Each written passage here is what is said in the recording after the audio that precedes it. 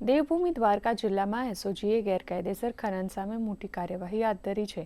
જામ કલ્યાણપુર તાલુકાના પટેલકા ગામની સીમ વિસ્તારમાં કાળા પથ્થરનું ગેરકાયદેસર ખનન કરતા ઇસમોને ઝડપી પાડવામાં આવ્યા છે।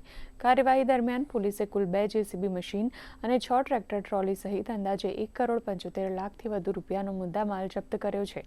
આ કાર્યવાહી બાદ ખનન માફિયાઓમાં ફફડાટ ફેલાયો છે।